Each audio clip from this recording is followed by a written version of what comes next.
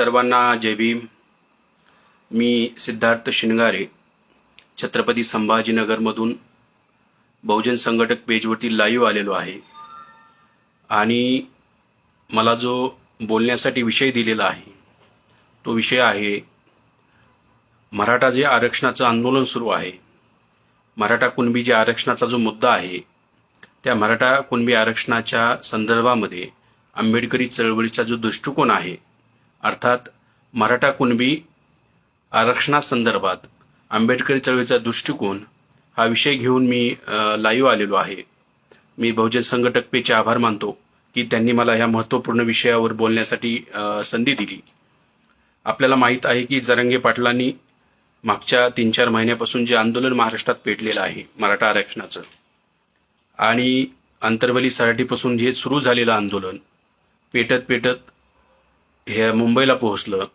लाखोच्या संख्येने आपले मराठा बांधव मुंबईला गेले आणि नंतर जो अध्यादेश काढण्यात आला आणि त्या अध्यादेशानंतर जरांगे पाटलांनी आंदोलन मागं घेतलं आणि मग जो विजयाचा गुलाल उधळला गेला आणि या सगळ्या संदर्भामध्ये त्या दिवसापासून वेगवेगळ्या क्रिया प्रतिक्रिया सुरू आहेत. काही लोकांचं म्हणणं आहे की या आरक्षणाचा काही फायदाच झालेला नाही. काही लोकांचं म्हणणं आहे की हे फक्त सरकारनं मराठा बांधवांची फसवणूक केलेली आहे. काही लोकांचं म्हणणं आहे की मराठा बांधवांना जो काही काढलेला आहे जे अध्यादेश काढलेला आहे तर त्यामध्ये हे काही नवीन काही नाही, हे जुनंच आहे. सगळ्या सोयऱ्याला तर अगोदरपासूनच नातेवाईकांना आरक्षण मिळत होतं किंवा त्यांना सर्टिफिकेट मिळत होते, सर्टिफिकेट दिले जात होते. त्याच्यात काही नवीन काय केलं नाही असंही काही लोकांचं म्हणणं आहे. तर या संदर्भामध्ये आंबेडकर चळवळीची काय भूमिका असावी आणि काय आपण भूमिका घेतली पाहिजे या संदर्भामध्ये हा विषय आपण घेऊन लाईव्ह चर्चा करत आहोत. पहिला मुद्दा जो मला इथे सांगायचा आहे तो हा आहे की डॉक्टर बाबासाहेब आंबेडकरांचं काय म्हणणं होतं मराठा आरक्षणाच्या संदर्भात. कारण आरक्षणाची लढाई फुले शाहू आंबेडकरांनी लढलेली आहे. मराठा आरक्षणाच्या समर्थनामध्ये आपले महापुरुष होते का? तर सरळ सरळ त्याचा अर्थ आहे की ज्यावेळी शाहू महाराजांनी 1902ला कोल्हापूर संस्थानामध्ये आरक्षण लागू केलं त्या कोल्हापूर संस्थानामध्ये त्यांनी मराठा बांधवांना सुद्धा आरक्षण दिलं होतं. म्हणजे 4 जातीच फक्त आरक्षणातून वगळल्या होत्या. कोल्हापूर संस्थानामध्ये मराठा बांधवांना शाहू महाराजांनी आरक्षण दिलं होतं. अर्थात शाहू महाराज सुद्धा मराठा बांधवांना त्या काळात आरक्षण देण्याची गरज त्यांना वाटते कारण शासकीय आणि प्रशासनामध्ये मराठा बांधवाची संख्या कमी होती म्हणून शाहू महाराजांनी त्यांना आरक्षण दिलेलं आहे. बाबासाहेब आंबेडकरांनी मराठा बांधवांच्या संदर्भामध्ये जी भूमिका घेतलेली आहे तुम्ही जर व्हॅल्यूम नंबर 1 जो आहे हा महाराष्ट्र सरकारने प्रकाशित केलेला आहे. या महाराष्ट्र सरकारने जो व्हॅल्यूम नंबर 1 प्रकाशित केलाय या प्रकाशित व्हॅल्यूममध्ये सरळ हे आहे evidence before the Southborough committee. हे प्रकरण तुम्ही वाचा, evidence before the Southborough committee. यामध्ये बाबासाहेब आंबेडकरांनी व्हॅल्यूम नंबर 1 मध्ये स्पष्टपणे साऊथ बोरो कमिटीला 1918ला जे निवेदन दिलेलं आहे त्या निवेदनामध्ये मराठा बांधवांना आरक्षण दिलं पाहिजे, त्यांच्यासाठी स्पेशल प्रोव्हिजन केल्या पाहिजे अशी भूमिका बाबासाहेब आंबेडकरांनी घेतलेली आहे. अर्थात मराठा समाजाच्या आरक्षणाच्या बाजूनं 1918लाच बाबासाहेब आंबेडकर आहेत. जर बाबासाहेब आंबेडकर जर मराठा आरक्षणाच्या बाजूनं असतील तर आपण सुद्धा आंबेडकर चळवळीतल्या कार्यकर्त्यांनी मराठा आरक्षणाच्या बाजूनच असलं पाहिजे कारण ती भूमिका बाबासाहेब आंबेडकरांची होती. त्याचा एव्हिडन्स जर बघायचा असेल तर तुम्ही व्हॅल्यूम नंबर 1 जे आहे साऊथ बोरो कमिटीला जे बाबासाहेबांना निवेदन दिलं होतं ते निवेदन वाचू शकता. यामध्ये तुम्हाला त्याचा एव्हिडन्स मिळून जाईल. दुसरी बाब जी मला सांगायची आहे ज्योतिबा फुलेंच्या संदर्भामध्ये, कारण हे जे शेतकऱ्याचा आसूड नावाचा जो ग्रंथ आहे ह्या शेतकऱ्याचा आसूडमध्ये हे परिशिष्ट जोडलेलं आहे. ते परिशिष्ट तुम्ही बघू शकता, फार महत्वाचं आहे. महत्वाचं या संदर्भात आहे की बाबासाहेब आंबेडकर ज्योतिबा फुलेंच्या समोर एक व्यक्ती आलेला आहे. फुलेंना त्याची कोणत्या जातीचा हे कळत नाहीये. फुले विचार करतात हा कोणत्या जातीचा असेल. त्याच वेळेस तो त्यांच्या समोर येतो आणि ज्योतिबा फुलेला म्हणतो मला तुम्ही ओळखलं नाही का? तर फुले म्हणतात नाही मी तुम्हाला ओळखलं नाही. तर ते म्हणतो मी मराठा आहे. तर फुले म्हणतात मी तुम्हाला ओळखलं नाही. तो दुसऱ्यांदा म्हणतो मी मराठा आहे. तर त्यावेळेस फुले त्यांना म्हणतात, महाराष्ट्रात राहणारा प्रत्येक व्यक्ती मराठाच आहे, ब्राह्मणापासून महारायपर्यंत सगळेच मराठा आहेत, नेमके तुम्ही कोणत्या जातीच्या आहात यातून बोध होत नाही. त्यावेळेस तो हसतो आणि म्हणतो, तुम्ही मला कुणबी समजू शकता. हा किस्सा आहे ह्या शेतकऱ्याचा. आसूड ज्योतिबा फुलेंचं पुस्तक आहे. म्हणजे एखाद्या मराठा व्यक्तीच्या तोंडून ज्योतिबा फुले वधवून घेत आहेत की तुम्ही कुणबी आहात, तुम्ही शेतकरी आहात. हे ज्योतिबा फुले त्याच्या तोंडून वधवून घेत आहेत. आणि याच किस्स्याचं जे विश्लेषण आहे, कारण हे आता फार महत्वाचा जो मुद्दा चालू आहे कुणबी संदर्भातल्या प्रमाणपत्राचा, त्यामुळे मला ज्योतिबा फुलेंचा हे सांगत आहे, रेफरन्स सांगत आहे. जे गेल ऑमवेट आहे, त्या गेल ऑमवेट ज्या अमेरिकन लेखिका होत्या, त्या 1969ला ज्योतिबा फुलेवर PhD करायला आल्या आणि त्यांनी 1973ला त्यांचा PhDचा थेसिस पब्लिश केला. Cultural revolt in colonial society नावाचा हे प्रबंध आहे. हे पुस्तकही माझ्याकडे अवेलेबल आहे. याचं विश्लेषण, या ज्योतिबा फुलेंच्या आसूडच्या ग्रंथाचं विश्लेषण करताना गेल ऑमवेटचं म्हणणं आहे की फुलेंची चळवळ काय आहे? फुलेंची चळवळ आहे मराठ्यांना कुणबी बनवण्याची, आणि ब्राह्मणांची चळवळ आहे कुणब्यांना मराठा बनवण्याची. बघा, कुणब्यांना मराठा बनवण्याची चळवळ ही ब्राह्मणांची चळवळ आहे आणि मराठ्यांना कुणबी बनवण्याची चळवळ ही फुलेंची चळवळ आहे, असं गेल ऑमवेट विश्लेषण करते. माझं सरळ म्हणणं आहे, आज मराठा बांधव जर कुणबी प्रमाणपत्र काढत असतील, कुणबी असल्याचे दाखले शोधत असतील आणि दाखले घेऊन कुणबी आरक्षण मागत असतील, तर ही फुलेंची लाईन आहे. ही क्लिअर कट फुलेंची लाईन आहे. छगन भुजबळांना माझं सरळ म्हणणं आहे की तुम्ही मंत्री महोदय आहात, ज्योतिबा फुलेंच्या नावानं समता परिषद चालवता. फुलेंचं जे म्हणणं होतं की मराठा हेच कुणबी आहेत आणि मराठ्यांनी कुणबीच म्हटलं पाहिजे, ही जी फुलेंची भूमिका आहे ती काय तुम्हाला मान्य नाही का? ही फुलेंची भूमिका आहे. शेतकऱ्याचा आसूड वाचा, याच्यामध्ये ती स्पष्टपणे भूमिका आहे. ही फुलेंची जर भूमिका असेल तर आज आपण ती भूमिका जर या आंदोलनाच्या निमित्तानं पुढे जर जात असेल तर त्या भूमिकेला आपण समर्थन केलं पाहिजे, कारण ती फुलेंची भूमिका आहे. बाबासाहेब सुद्धा मराठा आरक्षणाच्या समर्थनातले आहेत. ही बी भूमिका बाबासाहेबांचं, त्यामुळे मराठा आरक्षणाच्या समर्थनात राहिलं पाहिजे आंबेडकरी चळवळीला. जो या अगोदर मराठा आरक्षणाचा जो मुद्दा आलेला होता आणि महाराष्ट्र सरकारनं आरक्षण दिलं आणि आरक्षण सुप्रीम कोर्टात गेलं आणि सुप्रीम कोर्टात ते टिकलं नाही.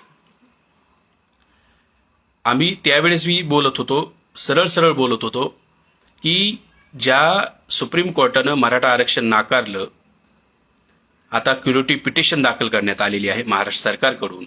सुप्रीम कोर्टानं जे मराठा आरक्षण नाकारलं त्याचा जो आधारच्या अगोदरच एक बाब आपण समजून घेतली पाहिजे की 1992ला, अर्थात 16 नोव्हेंबर 1992ला इंदिरा साहनी आणि भारत सरकार जे मंडल आयोगाची केस होती ओबीसीच्या आरक्षणाच्या संदर्भातली, त्याचं जे जजमेंट आहे 16 नोव्हेंबर 1992चं, त्या जजमेंटमध्ये सुप्रीम कोर्टानं म्हणलेलं होतं की आरक्षणाची मर्यादा 50% असली पाहिजे.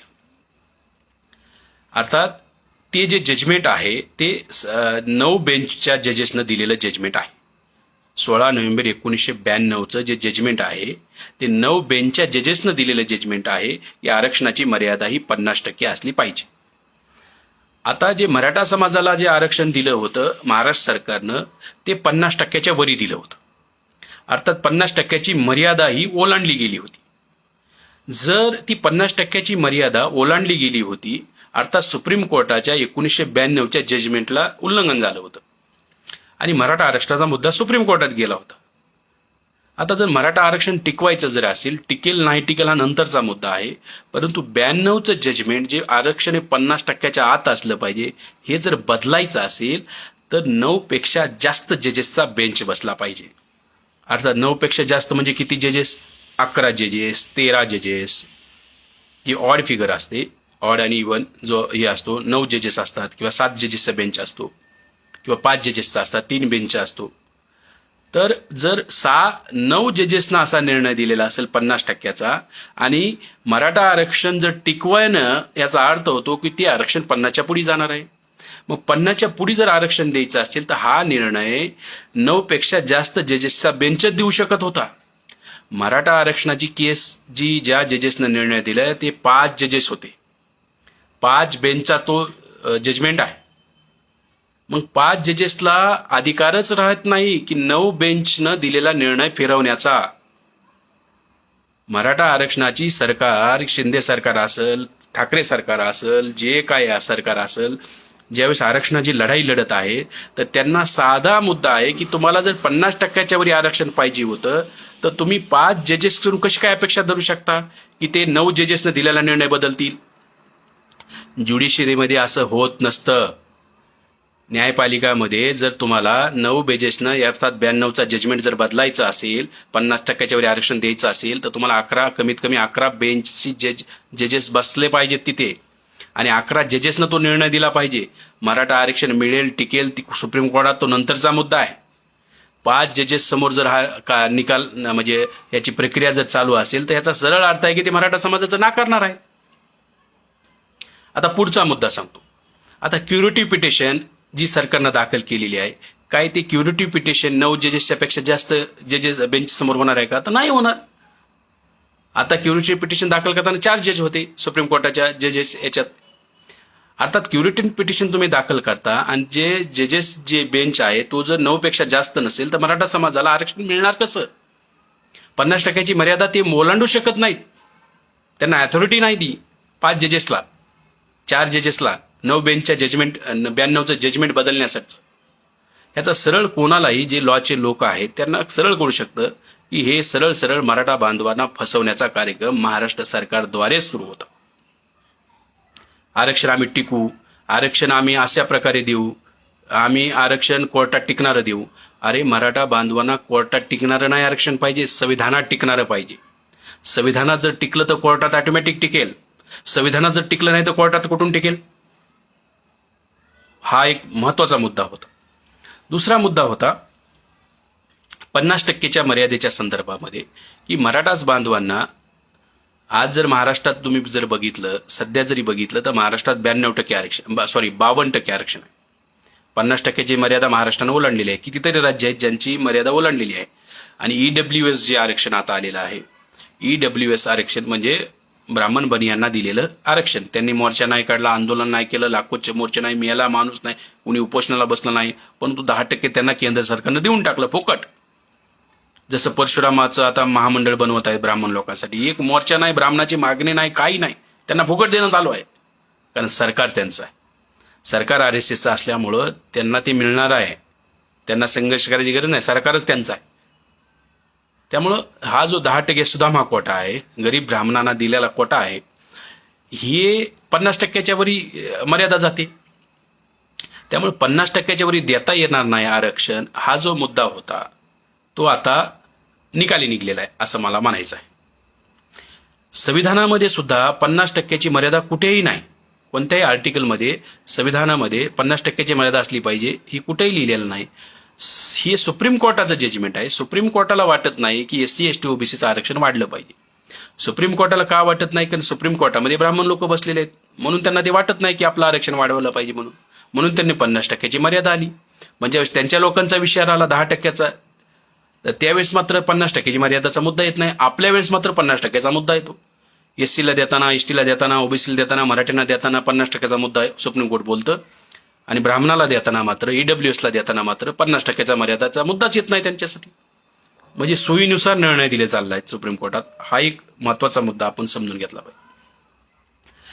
जे एका जातीला संविधानामध्ये आरक्षणाची तरतूद नाही, एका जातीला आरक्षण देता येत नाही. कारण शेड्यूल कास्ट हा 1500 जातींचा समूह आहे. महाराष्ट्रात 59 जाती आहेत. शेड्यूल ट्राईब जवळपास 700 ट्राईबचा समूह आहे. महाराष्ट्रात 47 ट्राईब्स आहेत. OBC हा 3743 मंडल आयोगानुसार हा जातींचा समूह आहे. SC हा जातींचा समूह आहे, ST हा जातींचा समूह आहे, OBC हा जातींचा समूह आहे. सेपरेट मराठा जातीला आरक्षण सरकारनं, महाराष्ट्र सरकारनं दिलं, हे टिकणार कसं? एका जातीला आरक्षण नाही, जातींच्या समूहाला देता येतं. आणि संविधानामध्ये 3च कॅटेगरी आहेत, SC ST OBC, चौथी कॅटेगरीच नाही. तुम्ही नवीन जर हे केलं तर ते संविधानिक आरक्षण राहत नाही. हे म्हणतात आम्ही, फडणवीस म्हणतात आम्ही कोर्टात टिकणारं देऊ. अरे संविधानात टिकणारं द्या. संविधानात टिकल कधी? जर ते SCत असेल, STत असेल, OBCत असेल. तर हे संविधानिक वर्गवारी आहे. तुम्ही जे म्हणतात की सेपरेट देऊन ते टिकवून ठेवू, ते टिकणारच नाही.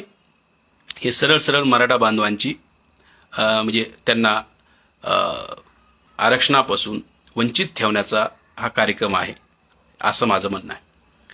त्यानंतर आत्ता जे जजमेंट आलेलं आहे, आत्ता जे शिंदे सरकारने एक हे नोटिफिकेशन काढलेलं आहे आणि त्याच्या संदर्भामध्ये लोकांमध्ये चर्चा आहे की याचा फायदा होईल का नाही होईल. माझं म्हणणं आहे की याचा फायदा होईल. याचा फायदा का होईल याचं सरळ कारण आहे. बघा, मी मगापासून सांगत आहे की फुलेंची चळवळ आहे ही मराठ्यांनी कुणबी म्हणलं पाहिजे. आज जर मराठा बांधव स्वतःचं कुणबी प्रमाणपत्र आज्याचे पंजाचे शोधत असतील तर ही फुलेंची चळवळ यशस्वी होताना दिसत आहे. उद्या त्यांना फुले समजतील. कारण मराठा बांधव स्वतःला कुणबी म्हणणे, कारण हिस्टॉरिकली मराठा ही जातच, हिस्टॉरिकली जरी अगोदर मराठा जात नव्हती, आता ती जात बनलेली आहे. आपल्या राष्ट्रगीतामध्ये पंजाब सिंध गुजरात मराठा, पंजाब हा एक प्रांत आहे, सिंध हा एक प्रांत आहे, गुजरात हा एक प्रांत आहे, तसा मराठा हा एक प्रांत आहे. महाराष्ट्रात राहणारा म्हणजे मराठा. राष्ट्रगीतामध्ये जो मराठा शब्द आहे तो जातीवाचक नाही, तो प्रांतवाचक आहे. महाराष्ट्रासाठी तो पर्यायवाची शब्द आहे मराठा. पण नंतरच्या काळामध्ये आज जरी मराठा ही जात बनलेली असेल, पण त्याच्या अगोदर हे याच्यातले बहुतांश लोक हे कुणबीच आहेत. आणि कुणबी असल्या कारणामुळं त्यांच्या त्या नोंदी सापडत आहेत, लाखोच्या संख्येनं नोंदी सापडत आहेत. बघा, जरांगे पाटलांनी जो नोटिफिकेशन काढल्यानंतर आंदोलन वापस घेतलं. आंदोलन वापस घेणं हा त्यांचा जो निर्णय आहे, काही लोक म्हणतात चुकला, परंतु जर सरकारनं असा अध्यादेश काढला असता की सर्व मराठ्यांना आम्ही कुणब्यांचे प्रमाणपत्र देऊ किंवा सर्व मराठ्यांना आम्ही कुणब्यांचे प्रमाणपत्र देऊन टाकणार आहोत, या संदर्भात सरसकट मराठ्यांना जर कुणबी प्रमाणपत्र देण्याचा जर सरकारनं अध्यादेश काढला असता तर याला चॅलेंज झालं असतं. आणि याला या गुजरतीवरती चॅलेंज झालं असतं की जे संविधानामध्ये जे 340 आर्टिकल आहे ओबीसीसाठी, आणि 340 आर्टिकलमध्ये स्पष्ट आहे की ओबीसी कोण आहेत, जे शैक्षणिकदृष्ट्या माग असलेले आहेत आणि सामाजिकदृष्ट्या माग असलेले आहेत, एससी एसटी व्यतिरिक्त त्यांना शोधलं पाहिजे. आणि त्या 340च्या अंमलबजावणीसाठी बाबासाहेब आंबेडकरांनी अर्थात ओबीसी कोण आहेत हे सरकारनं शोधावं म्हणून 27 सप्टेंबर 1951ला राजीनामा दिला. बाबासाहेबांनी मंत्रिपदाचा राजीनामा दिला ओबीसीसाठी. आणि मग कालेलकर आयोग आला. मग कालेलकरनं जे वेगवेगळ्या जातींची लिस्ट बनवली, त्यामध्ये महाराष्ट्रामध्ये मराठवाड्यातील मराठा ही कास्ट ओबीसी मध्ये घेतली होती.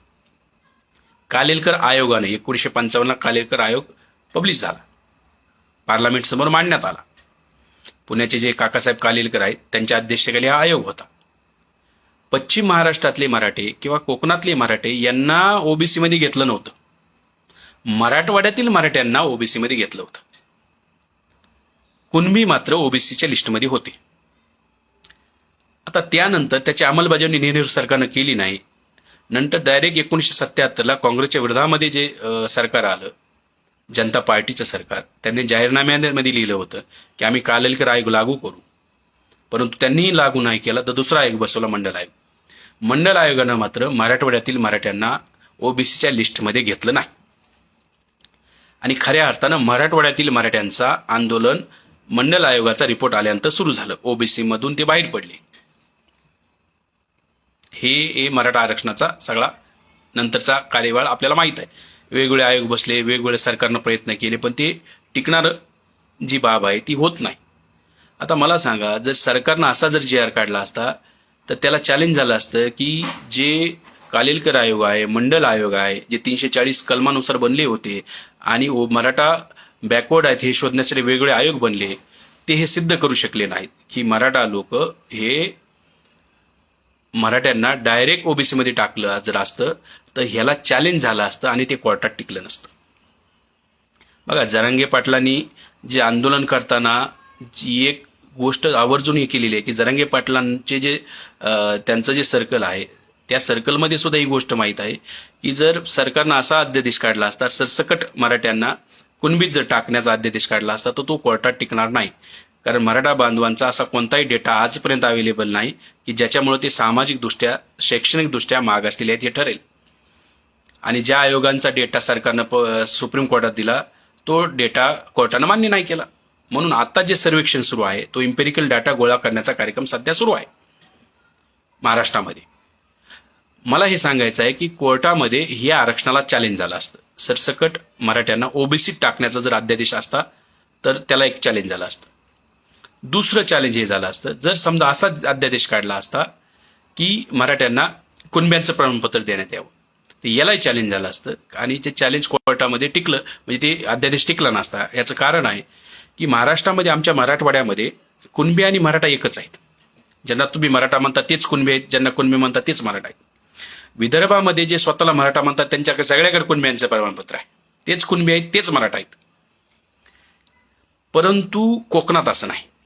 कोकणामध्ये मराठा वेगळे आहेत, कुणबी वेगळे आहेत आणि यांची लग्न होत नाहीत. यांचा रोटी बेटी व्यवहार होत नाही. नारायण राणे जे बोलत आहेत ते काही अंश सत्यता आहे की कोकणामध्ये मराठा वेगळे आहेत, कुणबी वेगळे आहेत आणि ह्याचे हिस्टॉरिकली पुरावे आहेत. जर ते पुरावे, त्यांच्यात बेटी व्यवहार होत नाही याचे जर पुरावे कोणी कोर्टात दिले असते तर सरसकट मराठ्यांना कुणब्यांचं प्रमाणपत्र देण्याच्या अध्यादेशाला चॅलेंज झालं असतं. आणि ते चॅलेंज कोकणातली जे बॅकग्राऊंड आहे, सामाजिक बॅकग्राऊंड, त्या ग्राउंडवर ते चॅलेंज झालं असतं आणि ते टिकलं नसतं.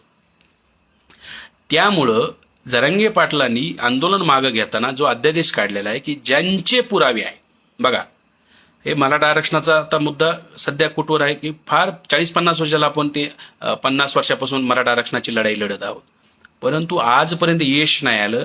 आता यश टप्प्यावर आलं. ह्याचं कारण हे आहे की ज्यांच्याकडं पुरावे आहेत, आमच्या मराठवाड्यामध्ये ज्यांच्याकडं पुरावे आहेत त्यांना सुद्धा सरकार प्रमाणपत्र देत नव्हतं. पुरावे असून प्रमाणपत्र दिले जात नव्हते.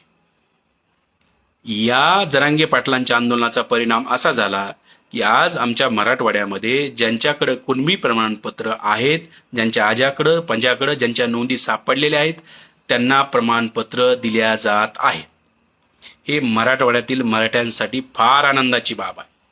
बघा, विदर्भातल्या मराठ्यांना ऑलरेडी कुणबी प्रमाणपत्र दिले जात होते पुरावे दिल्यानंतर. पश्चिम महाराष्ट्रातील मराठ्यांना कुणबी प्रमाणपत्र दिले जात होते पुरावे दिल्यानंतर. कोकणातल्या मराठ्यांना कुणबी प्रमाणपत्र दिले जात होते. खानदेशातल्या मराठ्यांना कुणबी प्रमाणपत्र दिले जात होते. फक्त मराठवाड्यातल्या मराठ्यांचा हा प्रॉब्लेम होता. मराठवाड्यातील मराठ्यांना कुणबी प्रमाणपत्र सरकार देत नव्हतं. आता काय झालंय, ज्या लाखो नोंदी सापडल्या आहेत त्याच्यामुळं मराठवाड्यातील मराठ्यांचा फायदा झालेला आहे. आणि ज्याच्यामध्ये सगळे सोयरे जे आहे त्याच्यामध्ये जे वर्डिंग वापरलेलं आहे, सगळे सोयरे कोण, गणगोत कोण, ती पितृसत्ताक पद्धतीनुसार. पितृसत्ताक पद्धती म्हणजे समजा आजा आहे, आज्याची नोंद सापडली तर त्याच्या मुलांना मिळणार. त्याच्या मुलाचे जे कोणी नातवंड आहेत, त्या आज्याचे जे काही नातवंड आज जिवंत आहेत त्यांना ते प्रमाणपत्र मिळणार. त्यांच्या पुरुष सत्ताक पद्धतीनं आज्याची बायको ज्या गावची होती तिच्या नातेवाईकांना नाही मिळत. स्पष्टपणे त्या अध्यादेशामध्ये उल्लेख आहे की पुरुष सत्ताक पद्धती आणि सजातीय, दुसरा उल्लेख सजातीय आहे. म्हणजे गणगोत बी कोणतं, सजातीय गणगोत. आणि आणखी कोणतं गणगोत, तर ते पुरुषसत्ताक पद्धतीतलं गणगोत. पुरुषसत्ताक पद्धतीतलं गणगोत, तिथे शब्द अध्यादेशामध्ये पुरुषसत्ताक पद्धत असा एक शब्द आहे, दुसरा सजातीय असा एक शब्द आहे. म्हणजे इंटरकास्ट केलं तर त्यांना नाहीये मिळणार. ही बी आपण समजून घेतलंय. सजातीय विवाहातून निर्माण झालेले जे आहे ते बी पुरुषसत्ताक पद्धतीनं त्यांना ते प्रमाणपत्र दिले जाणार आहेत असा त्याच्यामध्ये उल्लेख आहे. मला वाटतंय की ही जी बाब आहे ही मराठवाड्यातल्या मराठ्यांसाठी फार आनंदाची बाब आहे. आणि हिस्टॉरिकली प्रमाणपत्र दिले जात आहेत. मला सांगा, जर प्रमाणपत्र, आता लढाई काय आहे, जर माझ्या समजा मी आहे मला जर कुणबी प्रमाणपत्र मिळालं तर झालं ना, मी आलो ओबीसी मध्ये. टाकायचं आणि फेकायचं काही गरजच नाही. प्रमाणपत्र दिलं की झाले, तुम्ही ओबीसी झाले. मागायचं इतकं द्या तितकं द्या विषयच राहिला नाही. उलट ही चांगली आणि सोपा मार्ग आहे हा, की ज्यांच्याकडे कुणबी प्रमाणपत्र आहेत त्यांना द्या, त्यांच्या सगळ्या सोयऱ्यांना द्या, त्यांच्या नातेवाईकांना द्या, त्यांच्या भावकीतल्या लोकांना द्या. यामुळं काय होणार आहे की मराठा बांधवांमधला जो आरक्षणाचा जो तिढा झाला होता, काय होत होतं की मराठा हा सामाजिक दृष्ट्या माग असला सिद्ध करा, मग शैक्षणिक दृष्ट्या माग असलेले मग हे सिद्ध करा, आणि मग ते सगळा डाटा गोळा करा, मग त्याला ओबीसी मध्ये टाका, त्याला विरोध. ही सगळ्या फार किचकट बाब होती.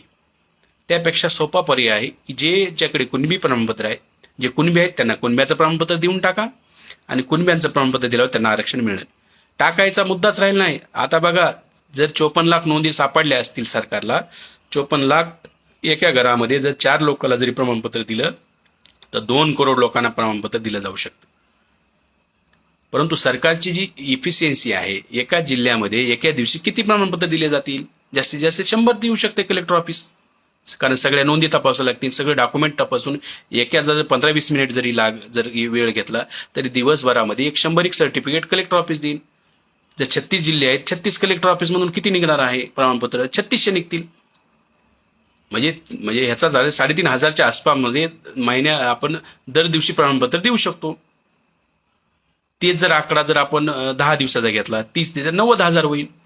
म्हणजे एक महिन्याला जास्तीत जास्त 1 लाख प्रमाणपत्र एका महिन्यात दिले जाऊ शकतात. अर्थात 12 महिन्यात 12 लाख प्रमाणपत्र दिले जाऊ शकतात. एवढी सध्याची कार्यक्षमता आहे. 54 लाख नोंदींना 54 लाख देण्यासाठी 4 वर्ष लागतील, 5 वर्ष लागतील. माझा अंदाज आहे 5 वर्ष लागतील.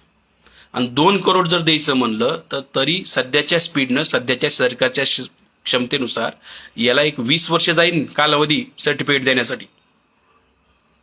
काही जरी झालं तर 54 लाख ज्यांच्या नोंदी सापडल्या, 54 लाख प्रमाणपत्र द्यायला सुद्धा 4 ते 5 वर्ष जातील. आणि मराठा बांधव जर कुणबी प्रमाणपत्र घेऊन ओबीसी मध्ये आरक्षण घेत असतील तर सगळ्यांनाच प्रमाणपत्र असावं असं बी काही जरुरी नाही. एमपीएससी ऍड काढते, एमपीएससीच्या जागा किती असतात? 100. समजा 100 जागा आहेत, त्याच्यामध्ये ओबीसीना आरक्षण 19% आहे. कुणबी प्रमाणपत्र आल्यावर तुम्ही 19 जागा मिळतात तुम्हाला ऑलरेडी लाखो लोकांकडे, समजा 20 लाख लोकांकडे प्रमाणपत्र आहे, सगळ्यांकडे नाही. 20 लाखातले फक्त 19 येणार आहेत ना. 19 ओबीसी मध्ये, ते बी 19 कुणबीच लागते ना, असं काही जरुरी नाही. बाकीच्या जातीचे लागतील ओबीसी मधल्या. याचा अर्थ आहे की ज्यांना 1 लाख लोकांना जरी प्रमाणपत्र मिळालं तरी मराठ्यांचं भलं आहे. 2 लाख मिळाले, 10 लाख मिळाले तरी भलं आहे. सगळ्याच लोकांना प्रमाणपत्र मिळाल्यावर काय, सगळ्या 2 करोडला प्रमाणपत्र दिल्यावर काय 2 करोडला नोकऱ्या नाहीत. शेड्यूल कास्टच्या लोकांचं प्रमाण जर बघितलं, शेड्यूल कास्टची लोकसंख्या 13% आहे. काय ते जेवढे करोड लोक आहेत शेड्यूल कास्टचे, काय करोड लोकांना नोकऱ्या आहेत का महाराष्ट्रात? प्रमाणपत्र सगळ्याकडे आहेत, मग सगळ्याला नोकऱ्या नाहीत. काय शासकीय नोकऱ्याच राहिलेल्या नाहीत. शासकीय नोकऱ्या निघतात 100, 200, 300, 1000, लय झाल्या 1000, 2000 नोकऱ्या निघतात. करोडो लाखो लोकांना सर्टिफिकेट, लाखो लोकांना नोकऱ्या लागणार नाहीत, पण शैक्षणिक सवलती मिळतील. शैक्षणिक सवलतींना मात्र फायदा होईल. त्यामुळे जे लढाई बघा, लढाई सरळ असते. जे मिळाले ते घ्या आणि पुढच्या लढाईसाठी सज्ज राहा. बाबासाहेब आंबेडकरांनी संविधान सभेसमोर काही मागण्या केल्या होत्या स्टेट अँड मायनॉरिटीच्या माध्यमातून. त्यांचं ते पुस्तक आहे. स्टेट अँड मायनॉरिटी म्हणजे एक मागणी केली होती, एक त्यांचं मेमोरंडम दिलं होतं संविधान सभेला. आणि त्याच्यामध्ये 40-42 मागण्या केल्या होत्या. आणि त्याच्या अगोदर बी बाबासाहेबांनी जवळपास समाजासाठी 70 हक्क अधिकाराची मागणी केलेली आहे. 70 बाबीपैकी संविधानामध्ये 7च बाबी आलेल्या आहेत, 63 बाबी आलेल्या नाहीत. काय बाबासाहेबांनी मग संविधानाला विरोध केला का? जे मिळतंय ते घ्या आणि पुढच्या लढाईसाठी सज्ज राहा. बाबासाहेबांचं हे धोरण होतं. बाबासाहेब म्हणले, माझं हे धोरण नाही, नेसल तर नऊवारी नाही ते उघडीच राहील. जे मिळतंय ते घ्या आणि पुढच्या लढाईसाठी सज्ज राहा, हे लढाईचं धोरण असतंय. 7 अधिकार मिळाले, त्या 7 अधिकारावर एससी, एसटी, ओबीसीचं एवढं कल्याण झालेलं आहे या देशामध्ये. 7च अधिकारावर. जर 63 राहिलेले मिळालेलं असतं तर कुठे गेले असते हे लोक. म्हणून बाबासाहेबांचं हे जे धोरण आहे, म्हणून बाबासाहेब म्हणले होते, मी जो मेहनतीने इथपर्यंत रथ आणला आहे, तुमच्याच्यानं पुढे घेऊन जाणं शक्य नसेल, काही हरकत नाही, तो रथ मागं जाऊ देऊ नका. याचा सरळ अर्थ आहे, संविधानामध्ये तुमच्यासाठी मी 7 हक्क मिळवून दिलेले आहेत. ते 7 हक्क तुमच्याच्यानं 8वा हक्क, 9वा हक्क, 10वा हक्क नाही मिळवत आला तर काही हरकत नाही. कमीत कमी 7 हक्क तर जिवंत ठेवा. म्हणजे रथ पुढे जाऊ दे नसेल तर कमीत कमी मागं जाऊ देऊ नका. हे बाबासाहेब आंबेडकरांचं म्हणणं, ही रणनीती आहे. याच रणनीतीनुसार जर बघितलं, आज जर 54 लाख लोकांच्या नोंदी सापडल्यात असं जर सरकारचं म्हणणं असेल तर 54 लाखांनुसार जवळपास 2 करोड लोकांना फायदा होईल. जे मिळाले ते ताब्यात घेतलं पाहिजे मराठा बांधवांनी आणि पुढच्या लढाईसाठी सज्ज झालं पाहिजे. लढाई अशीच असते. जर तुम्ही म्हणणार ही मॉडर्न पण वाकणार नाही, असं नसतंय. ताणून धरायचं. जरांगे पाटलाची नीती बघा, आंदोलनाची पद्धत बघा. थोड्या दिवस उपोषण करायचं, सरकारला ताणायचं, रबर तुटायच्या आत परत ढिलं सोडायचं, सोडून द्यायचं, परत ताणायचं, परत सोडून द्यायचं, परत ताणायचं, परत सोडून द्यायचं. हेच असतं रणनीती. जेवढं मिळतंय त्यांच्याकडून शब्द घ्यायचा, लेखी घ्यायचा, परत लढाईसाठी सज्ज व्हायचं, परत शब्द घ्यायचा, परत लढाईसाठी सज्ज व्हायचं. आता अध्यादेश काढला, ती तो मुंबईमधून निघलं, आम्ही प्रमाणपत्र देऊ, सगळे सोयरे, परत ते घेतलं, ते अंमलबजावणी करण्यासाठी परत सरकारवर दबाव आणला त्यांनी. याच गोष्टी असतात आंदोलनाच्या. एकदा सगळं मिळत नसतं. जेवढं मिळतंय तेवढं मराठा बांधवांनी ताब्यात घेतलं पाहिजे आणि ताब्यात घेऊन त्याचं स्वागत केलं पाहिजे. जी सोशल मीडियावरची निगेटिव्ह चर्चा आहे, निगेटिव्ह चर्चा बंद केली पाहिजे. निगेटिव्ह चर्चा यासाठी बंद केली पाहिजे, ज्या लोकांना वाटतंय की कुठे आहे मग आरक्षण, अरे प्रमाणपत्र आलं म्हणजे आलं, भेटलं ना झाले ते ओबीसी. कुठे आरक्षण म्हणजे काय? 54 लाख लोकांच्या नोंदी आहेत आणि नोंदीनुसार सरकार प्रमाणपत्र द्यायला, आणि तुम्हाला प्रमाणपत्र झाल्यावर आले ऑटोमॅटिक ओबीसी. वेगळा कोटा नाही काहीच नाही. तुमच्याकडे नोंद आहे आणि प्रमाणपत्र आहे, झाले तो ओबीसी तुम्ही, संपला विषय. जे लोक म्हणतात कुठे आरक्षण आणि किती टक्के दिलं आणि काय मिळालं मुंबईला जाऊन, यांना या आंदोलनाची समज नाही. आणि जे नेते मंडळी असं म्हणत आहेत, अरे तुमच्या हा बघा पाणी पिण्याशी मतलब आहे, तुमच्याच वंचडीने प्यायला पाहिजे असं काही जरुरी नाही. जरांगे पाटलामुळे झालं असेल तर झालं असेल. तुम्ही 40 वर्ष 50 वर्ष झालं तुम्ही बोंबलत होतात आरक्षणाच्या नावाखाली, मराठा आरक्षणाच्या नावाखाली. तुमच्याच्यानं नाही झालं, समाजानं तुमच्यावर विश्वास ठेवला पण तुम्ही नाही मिळवू शकले. एक साधारण माणूस जरांगे पाटलांसारखं ते आरक्षण तुम्हाला मिळवून देत आहे, ती आनंदाची बाब आहे आणि त्याचं वेलकम केलं पाहिजे. एवढे ज्यांच्या नोंदी मिळाल्या त्यांना ऑटोमॅटिक प्रमाणपत्र मिळालं, आणि प्रमाणपत्र मिळालं तर त्यांना ऑटोमॅटिक ते ओबीसी मध्ये चाललेत. बरं मला सांगा, याला काय चॅलेंज होणार आहे कोर्टामध्ये? याला ह्याच्यामुळं चॅलेंज होणार नाही, कारण सरळ सरळ मला सांगा, ज्यांच्याकडं समजा मी बुद्धिस्ट आहे, पूर्वाश्रमीचा महार आहे, आता माझ्या मुलाची नोंद आहे, फॉर एक्झाम्पल माझ्या मुलाची नोंद बौद्ध म्हणून आहे. आता समजा त्यानं माझं सर्टिफिकेट, माझ्या वडिलांचं सर्टिफिकेट, माझे वडील ग्रॅज्युएट आहेत, माझ्या आज्याचं काही डॉक्युमेंट सगळं काढलं भविष्यामध्ये त्यानं सरकारला दाखविलं, बघा माझ्या आज्याची नोंद आहे महार म्हणून, माझ्या पंजाची नोंद आहे महार म्हणून, माझ्या बापाची नोंद आहे महार म्हणून, मला महाराष्ट्र प्रमाणपत्र पाहिजे. आणि जर तुमची नोंद आहे तर तुम्हाला मिळेलच ना, त्याला वेगळं काय सांगायची गरज आहे? ज्यांच्या आज्या पंजाची जर नोंद आहे तर त्यांना मिळणार आहे, आणि जर मिळणार आहे तर विषय संपतो तिथं. याला कसं चॅलेंज करणार तुम्ही? ज्याची नोंद सापडली कुणबी म्हणून त्याला चॅलेंज कसं करणार? नाही ते कुणबी नाहीत म्हणणार तुम्ही. ज्याची नोंद सापडली त्याला द्यावाच लागेल, त्याचा तो हक्क आहे. कोणाच्या ओबीसी लिस्ट काय कोणाच्या बापाची नाही, आम्ही ह्याला घ्या ह्याला घेऊ नका त्याला घेऊ नका. जो त्याचा क्रायटेरिया फुलफिल करीन त्याला ते मिळालं पाहिजे. शेड्यूल कास्टचा जो क्रायटेरिया फुलफिल शेड्यूल कास्टच्या लोकांना मिळाला पाहिजे. मध्यंतरी धनगर बांधवांचं आंदोलन सुरू होतं औरंगाबादला. धनगर बांधव म्हणत आहेत आम्हाला आदिवासीच्या लिस्टमध्ये पाहिजे म्हणून. ते एकदा भेटले मला, मी त्यांना म्हणलं तुम्ही SC मध्ये या, आम्ही तुमचं स्वागत करतो. बाळासाहेब आंबेडकरांना सांगण्याची जिम्मेदारी आमची, ते तुमचं समर्थन करतील. बघा, आणि त्याला कारण बी दिलं, उत्तर प्रदेशच्या लिस्टमध्ये धनगर लोक हे शेड्यूल कास्टमध्ये आहेत, त्या धर्तीवरती तुम्ही मागणी करा की आम्हाला शेड्यूल कास्टमध्ये टाका. पण शेड्यूल कास्टमध्ये टाका ही मागणीच होत नाही का? आरक्षण पाहिजे पण दलित पण नाही पाहिजे, आरक्षण पाहिजे पण दलित पण नाही पाहिजे. आम्ही वेलकम करायला तयार आहेत पण शेड्यूल कास्टमध्ये यायची कुणाची तयारी नाहीये. आम्ही वेलकम करायला तयार आहेत, या तुम्ही शेड्यूल कास्टमध्ये, आमचा कोणालाच विरोध नाही. कशाला जाता शेड्यूल ट्राईबमध्ये ते विरोध करत आहेत तर? या बाबी पण मला सांगण्याची गोष्ट आहे, तो जो शेड्यूल कास्टचा जो क्रायटेरिया पूर्ण करेन त्याला शेड्यूल कास्टमध्ये टाका, जो शेड्यूल ट्राईबचा जो क्रायटेरिया फुलफिल करतो त्याला शेड्यूल ट्राईबमध्ये टाकलं पाहिजे, जो ओबीसीचा क्रायटेरिया फुलफिल करतो त्याला ओबीसीमध्ये टाकलं पाहिजे. तुमचं छगन भुजबळांचं म्हणणं होतं सरसकट मराठ्यांना घेता येणार नाही, पण ज्यांच्याकडे कुणबी आहेत, ज्यांच्या नोंदी आहेत त्यांना तर घ्यावा लागेल ना. त्याचं तर वेलकम करा मोठ्या दिलानं. ज्यांच्याकडे कुणबी प्रमाणपत्र आहे त्यांचं तुम्ही घेतलं पाहिजे आणि त्यांना वेलकम केलं पाहिजे. आकुड बुद्धीसारखं नाही राहिलं पाहिजे. याचं मराठा बांधव ओबीसी मध्ये आल्याचा फायदा बी आहे. काय फायदा आहे तुम्हाला सांगतो. शेड्यूल कास्टचं आज आरक्षण 1500 जाती घेतात, महाराष्ट्रात 59 जाती घेतात. आरक्षणाची लढाई कोण लढतं? एकच जात लढते, महार. पूर्वाश्रमीचा महार, आताचा बौद्ध महाराष्ट्रात, आणि उत्तर भारतामध्ये चर्मकार लोक लढतात, चांभार लोक. 2च जाती लढतात आरक्षणासाठी. कोणत्या शेड्यूल कास्टवर अन्याय झाला? उत्तर भारतातले चांभार आणि महाराष्ट्रातले बौद्ध. 1500 जातीची लढाई या 2 जाती लढतात या आरक्षणाची आणि हक्काची. या 2 जातीमुळं शेड्यूल कास्टचं आरक्षण टिकून आहे जे काय टिकून आहे. कारण लढणाऱ्या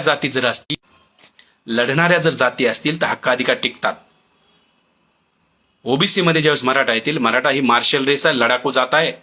उलट ओबीसीचं जे आरक्षण आहे आज जे 27% आहे केंद्रातली, वाढवायचं असेल मराठा बांधव लढतील, आणि लढतील त्यावेळेस तुम्हाला ते मिळेल. वाढण्याचं तुम्हाला वाटतं की मराठा आल्यानं आमची कोंडी होईल. ज्या जातींना, ज्या लोकांना वाटतंय की मराठा आमच्यामध्ये आल्यानंतर आमचं आरक्षण खातील, अरे माझं सरळ म्हणणं आहे, ज्या कुणबी जात आहेत, माळी जात आहेत, काही परीट माणसं, न्हावी लोक, धोबी लोक बराबरी करतात का माळी जातीची, कुणबी जातीची? बराबरी करतात का? लोहार, कुंभार. अरे मग तुम्ही त्यांचं आरक्षणाचं ज्यावेळेस खाता त्यावेळेस जमते का? मराठे तुमचं येऊन खातील ह्याची जर चिंता आहे तर तुम्ही त्यांचं खाता, ते जमतं. हे खायचं आणि खेळायचं ह्या गोष्टी नसता, ह्या बोलल्या बी नाही पाहिजे. जो क्रायटेरिया फुलफिल करतो त्याला घ्या, अशी ही संविधानिक बाब बोलली पाहिजे. आमचं सरळ म्हणणं आहे की ज्यांच्याकडे कुणबी प्रमाणपत्र आहे त्यांना देता येतंय, त्यांचा तो हक्क आहे. असे जर 2 करोड लोक जर आले तर विषय संपला. ऑलरेडीच सध्या जे ही गोष्ट आहे की सध्याच ऑलरेडीच आरक्षण ते कमी आहे. मग ही लोकसंख्या वाढल्यावर करायचं काय?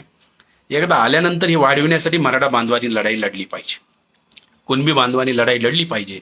एकदा या कुणब्याचं प्रमाणपत्र काढा, ओबीसी व्हा, आणि ओबीसी झाल्यानंतर ओबीसी आरक्षणाचा लढाई लढा. ओबीसी आरक्षण वाढलं पाहिजे, संख्येनुसार मिळालं पाहिजे, याची भूमिका घ्या. कारण किती मिळालं पाहिजे यासाठी जातीनिहाय जनगणना करावी लागेल.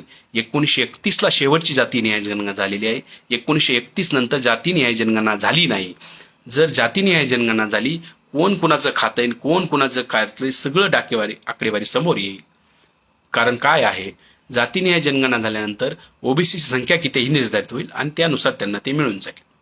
मराठा बांधवाची संख्या किती आहे, कुणबी बांधवाची संख्या किती आहे, ती संख्या निर्धारित होईल.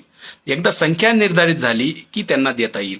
जे लोक म्हणतात नाही नाही गरिबांना दिलं पाहिजे, आरक्षण हा गरिबी निर्मूलनाचा कार्यक्रम नाही, आरक्षण हे प्रतिनिधित्व आहे. बाबासाहेब आंबेडकरांनी आरक्षणाची व्याख्या काय केली? आरक्षण हे प्रतिनिधित्व आहे. एवढंच नाही, व्हॉट गांधी आणि Congress have done to the untouchables मध्ये बाबासाहेब म्हणतात की आरक्षण हे ब्राह्मण बनियाच्या सत्तेवरचं नियंत्रण आहे. त्यांची जी मक्तेदारी आहे शासन प्रशासनामध्ये ते मोडण्यासाठी आरक्षण आहे. हे बाबासाहेब आंबेडकरांची व्याख्या आहे. आरक्षण काय गरिबी निर्मूलनाचा कार्यक्रम राशनचं दुकान आहे. 80 करोड लोकांना 1 रुपया किलो गहू, 2 रुपया किलो तांदूळ दिलं जातं, हे गरिबी निर्मूलनाचा कार्यक्रम आहे. घरकुल योजना गरिबी निर्मूलनाचा कार्यक्रम आहे. अंगणवाडीमध्ये पोषण आहार गरिबी निर्मूलनाचा कार्यक्रम आहे. हे ह्या गरिबी निर्मूलनाचे वेगवेगळे कार्यक्रम आहेत. आरक्षण हा काय गरिबी निर्मूलनाचा कार्यक्रम नाही. आरक्षण हा प्रतिनिधित्वाशी जुडलेला मामला आहे. आर्टिकल 15, आर्टिकल 16.4, 15.4 मध्ये स्पष्ट उल्लेख आहे. आरक्षण राज्य कुणाला देऊ शकतं? जे सामाजिकदृष्ट्या माग असलेले आहेत, जे शैक्षणिकदृष्ट्या माग असलेले आहेत, आणि ज्यांचं शासन प्रशासनामध्ये अपर्याप्त प्रतिनिधित्व आहे. अपर्याप्त म्हणजे त्यांची जेवढी संख्या आहे तेवढं जर त्यांचं प्रतिनिधित्व नसेल त्यांना देता येतंय. आता मराठा बांधवांची, ओबीसींची संख्याच निर्धारित नाही तर अपर्याप्त आहे का पर्याप्त हे कसं सांगणार? पर्याप्त आहे की अपर्याप्त आहे यासाठी जनसंख्या निर्धारित व्हावी लागेल, जनगणना झाली पाहिजे. जनगणना झाल्यावर कळलं ना तुमची संख्या किती आहे, किती पाहिजे म्हणून. त्यामुळं सगळ्या ओबीसी बांधवांनी, सगळ्या मराठा बांधवांनी जनगणनेचा मुद्दा रेटला पाहिजे. जनगणना जर झाली तर तुमची जेवढी संख्या आहे तेवढं तुम्हाला देता येईल, त्यासाठी लढता येईल. आणि जनसंख्याच निर्धारित नाही. मध्यंतरी सरकारनं 13% आरक्षण दिलं, 16% आरक्षण दिलं. कोर्टानं म्हणलं 16 आकडा कुठून आला? हे 16 काय भानगड आहे? 17 का नाही, 15 का नाही, 13 आकडा काय कुठून आला? 12 का नाही, 11 का नाही, 10 का नाही? ज्यावेळेस एखादा त्याला शास्त्रशुद्ध आकडेवारी द्यावी लागते सुप्रीम कोर्टामध्ये. तुम्ही उचलली जी म्हणून टाळ्याला लावली, 10 देतो, 12 देतो, 15 देतो, असं नाही जमत. तुम्ही जर आरक्षण देता तर त्याला शास्त्रशुद्ध तुमची जनसंख्या किती आहे, तुमचा तो जो डाटा आहे का, तुमचं पर्याप्त प्रतिनिधित्व आहे का. सरकारनं समजा मराठा बांधवांचे एवढे IAS आहेत, तेवढे DYSP आहेत हे सांगत, एवढे तलाठी आहेत, पण किती पाहिजेत, किती पाहिजेसाठी संख्या लागेल ना. किती आहेत हा डाटा सरकार गोळा करू शकतं 10 दिवसामध्ये. सरकारी नोकऱ्यामध्ये मराठा लोक किती आहेत हा डाटा 10 दिवसात मिळेल. किती पाहिजेत, किती पाहिजेसाठी संपूर्ण महाराष्ट्राची जनसंख्या मोजावी लागेल, जातीनिहाय मोजावं लागेल, मग मराठ्यांची संख्या निर्धारित होईल. मग त्या संख्येनुसार तुमचं प्रतिनिधित्व आहे का मग कळन किती पाहिजेत. तुमची संख्याच निर्धारित नाहीत कसं कळणार आहे. त्यामुळे सर्वांनीच, ज्यांना वाटतंय ओबीसी बांधवांना की मराठा आल्यानंतर आमचं आरक्षण कमी होईल, तर ती संख्या जर वाढवायची असेल तर जातीनिहाय जनगणनेचा मुद्दा रेटला पाहिजे, तो अजेंड्यावर मुद्दा घेतला पाहिजे. हा एक मुद्दा आहे. परंतु एवढं मोठं आंदोलन आहे, एवढं मोठं मराठा बांधव लाखो लोक रस्त्यावर आले असताना सुद्धा या मागच्या 16ला लाखो लोकांचे मोर्चे काढले, आताही लाखो लोक जमा होत आहेत. परंतु सरकारला भीती का वाटत नाही? मला वाटते सरकारला भीती याच्यासाठी वाटत नाही.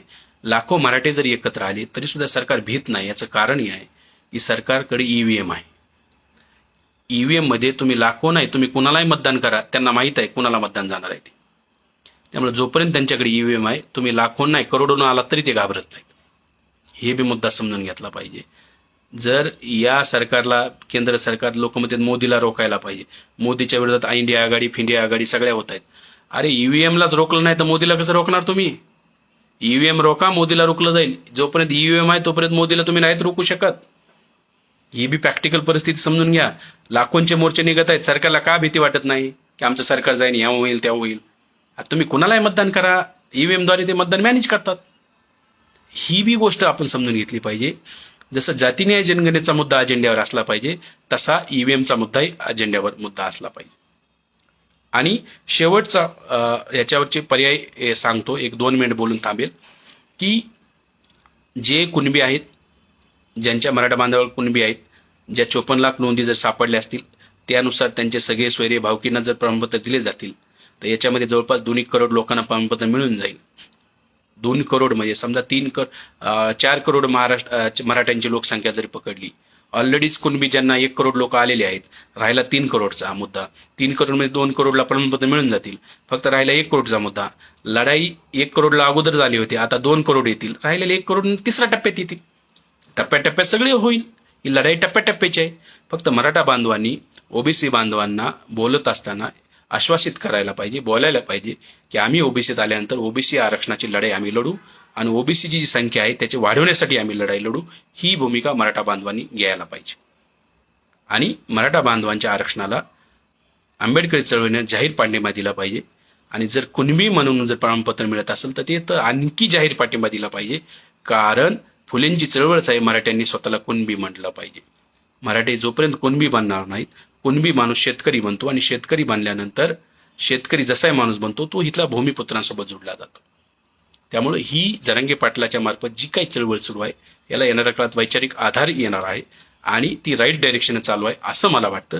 त्यामुळे जे मिळाले ते पदरात पाडून याला खुश झालं पाहिजे, आनंद व्यक्त केला पाहिजे आणि पुढच्या लढाईसाठी सज्ज झालं पाहिजे. 54 लाख आणि 54 लाखच लोकांना मिळू द्या नोंदी, तेवढ्याच लोकांना मराठ्यांचं कल्याण. 54 लाखात तर झालं कल्याण, राहिल्यांची लढाई नंतर लढा. काही जे लोक म्हणतात नाही मग बाकीच्यांचं काय, अरे बाकीच्या ज्यांना मिळालंय त्यांचं बघा ना. जसं काय 2 करोड लोकांना 4 करोड लोकांना प्रमाणपत्र मिळालं का? 4 करोड नोकऱ्या आहेत का? नोकऱ्या तर नाही तर 100, 200, 1000 नोकऱ्या आहेत, तेवढ्या नोकऱ्याच नाहीत. त्यामुळं ज्यांना मिळाले त्यांना येऊ द्या. आणि येऊल्यानंतर ती परत ओबीसीची लढाई, मराठा बांधवांचं कुणबीकरण जे सुरू आहे आणि मराठा बांधव कुणबी म्हणून जे ओबीसीमध्ये येत आहेत त्यांचं स्वागत केलं पाहिजे. आणि मग आरक्षणाची जी लढाई आहे, या आरक्षणाच्या लढाईमध्ये ज्यावेळेस मराठा बांधव आरक्षणाच्या समर्थनात राहतील तर महाराष्ट्रामध्ये विरोधाला कोण आहे मग? ब्राह्मणाशिवाय दुसरा कोणी विरोधाला शिल्लक उरत नाही. आरक्षणाच्या समर्थकांची टीम वाढत आहे, स्ट्रॉंग बनत आहे. मराठा बांधवांचा आम्ही वेलकम करतो. तुम्ही कुणबी प्रमाणपत्र मिळवा आणि आरक्षणाच्या लढाईमध्ये आम्ही तुमच्या खांद्याला खांदा लावून लढू, तुम्ही आमच्या खांद्याला खांदा लावून लढा. 1990 नंतर जे प्रायव्हेटायझेशनची जी पॉलिसी आहे, एलपीजीची खाजगीकरणाची, आउटसोर्सिंगद्वारे कामं सुरू आहेत, त्यामुळे सरकारी नोकऱ्या राहिल्या नाहीत. मराठा बांधवांना आम्हाला सांगायचं आहे, तुम्ही आता कुणबी बनत आहात, आता ओबीसी बनत आहात, तर इथं या वेलकम आहे. आणि ही जी प्रायव्हेटायझेशनच्या विरोधातली लढाई आहे, प्रायव्हेट सेक्टरमध्ये आरक्षण मिळालं पाहिजे किंवा प्रायव्हेटायझेशनच बंद केलं पाहिजे. सरकारीचा अनुशेष सरकारी SC ST OBCचा भरून काढला पाहिजे, सरकारनं जागा काढल्या पाहिजे. यासाठी आपण मिळून लढूयात. एवढंच बोलतो आणि थांबतो. जय भीम, जय भारत.